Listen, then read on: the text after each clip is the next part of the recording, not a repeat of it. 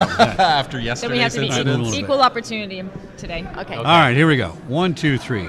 Welcome to Black Hat 2017 with SecurityGuideTV.com. What's your name, sir? Rick Grinnell from Glasswing Ventures. Rick, I forgot to give you the microphone lecture. You got to keep it up here and point it a little bit like that. All right, a little like that? closer. There you go. Is that good? That's good. Now, Glasswing.vc. Glasswing.vc is the website. All right, excellent. And what do you guys do? So we invest in software companies that are at seed and A round stage. Okay. That have under the hood IP that centers around machine learning or artificial intelligence. Interesting. That's a great space. And I spend most of my time looking at security companies that have AI or machine learning under the hood. Interesting. Now, That's why I'm here in Vegas. I used to do physical security for a place called Idea Lab in Pasadena. Okay. And they funded and started the 3D printer back in the day. That's I said, very what is this cool. thing I'm looking at right here? Oh, let's go to a 3D printer. Who needs a 3D printer? What do I know? I want to be a good venture capitalist, but Right. it's just fascinating. Tough space to be in, I'd imagine, to get it right.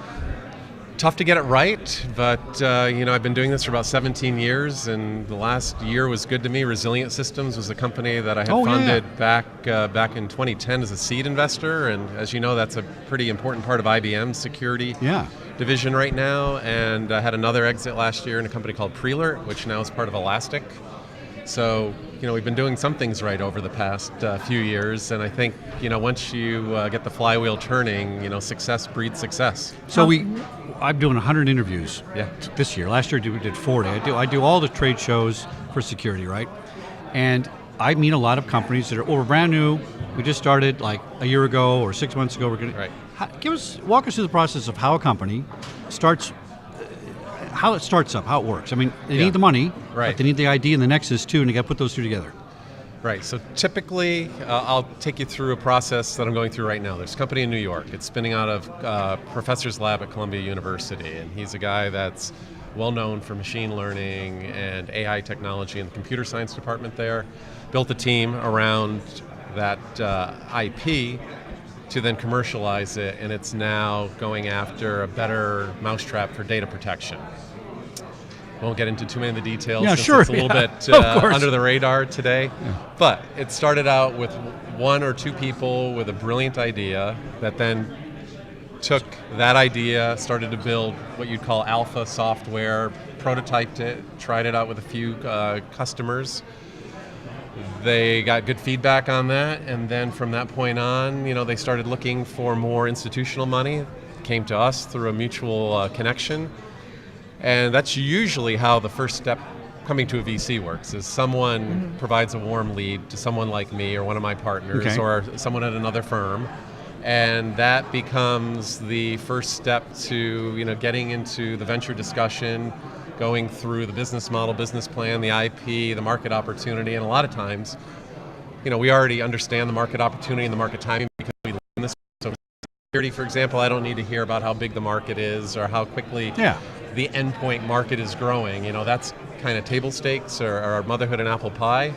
But it's typically what is unique about the team and the technology that gives them an advantage within that market opportunity. Now, do they come to you with proof of concept, ready to go, or are you able to say, you know what, I like the idea, let's develop proof of concept and then we'll talk? A little of both. So sometimes it's a great team that you believe in that doesn't have the proof of concept. Okay. So they're going to build the technology. And you're willing to fund that as a seed investor. Other times, the team is already a little bit more established with a beta product or a pilot product. Sometimes they have the version 1 of the product ready to go and have generated some early revenue. Typically, it's a little earlier than that. So the company in New York that I was referring to, they have proof of concepts out in the field with a few customers, but I wouldn't call them revenue generating at this point. Yeah. How large is your current fund in which you're investing? That's a hard one for me to answer because we haven't finished fundraising yet. So needless to say, we will be a meaningful seed and A-round fund, but as you know, the regulations don't let you talk about your fund size. Dorothy, you're trying to trick him into answering something. Yeah, No, you could get me in trouble with the government if I answered that question. So you have a target, you have a PPM in the market, so Yes, you're we do. raising money. So Yes, I come we from do. a Wall Street private equity background. So obviously you're building a very interesting pipeline of Right. prospective deals. In terms of the actual deals, you spoke about AI, machine learning. What are you seeing in terms of artificial intelligence as it pertains to AR and VR, so augmented reality and virtual reality within cybersecurity. Is that a sector you're looking into? I'm looking into it. It is on our, what I'd call the radar for us. It's not something I have seen a lot of. I have seen more companies that are using AI or machine learning for threat intelligence or orchestration and automation, the next spin of endpoint security.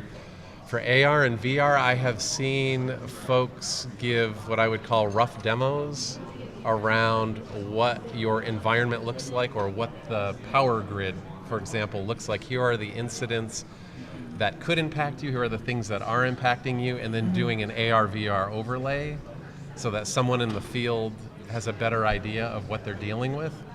But I have yet to see a more mature company with an AR, VR play leveraging AI. I'm sure maybe I missed something, but you always could.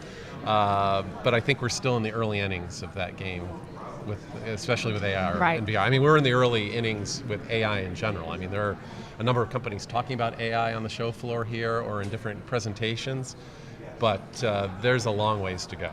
One of my favorite shows is Silicon Valley. Yes. How close to reality? It seems very real to me, to some degree. Yeah. I have to admit that because that is my day job, I have a hard time watching it because a lot of it does hit. It's a parody, but sometimes the parody hits things that you actually would see on a daily basis. So I thought so. When I watch a cop show, I go, "Oh, I can't watch that show." Yeah. So it exaggerates the good and bad of our industry, but I have a hard time watching it. I would rather watch a Red Sox game just to relax after the day is over. Understood. So, as an investor, which is a little different person we've interviewed today, we can ask you the same question because I think it's going to be an interesting answer. What keeps you up at night?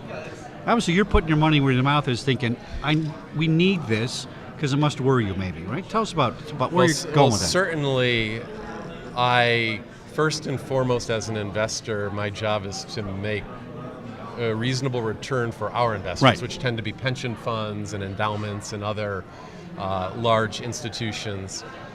But as an individual, and what motivates my investment strategy are the bad things that could happen to corporate data, to critical infrastructure, to the country overall, to the world at large. And I think that cybersecurity is an ever-evolving game of cat and mouse.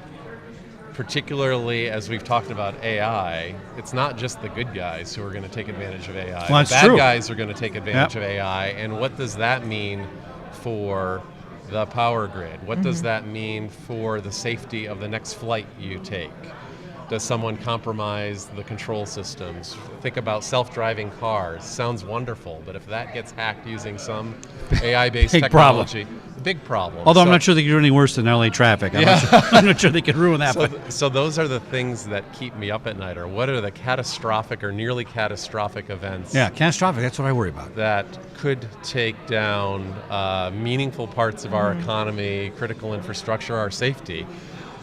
That being said, at a more micro level, the things that worry me as an investor are that the things that you have invested in recently have the shelf life of all of these security technologies is shrinking. Well, that's true, at a rapid pace. You think how long antivirus stayed relevant, and then the next generation of endpoint and firewall.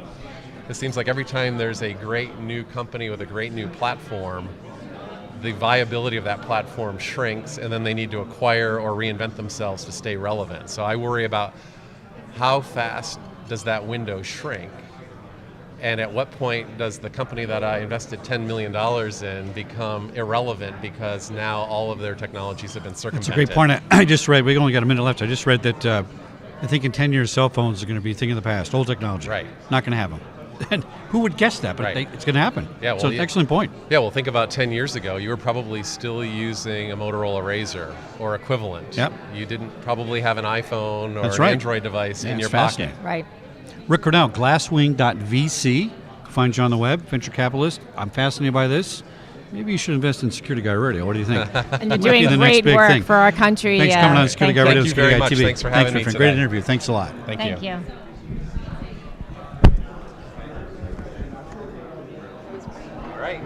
Thanks. That works for capital dynamics.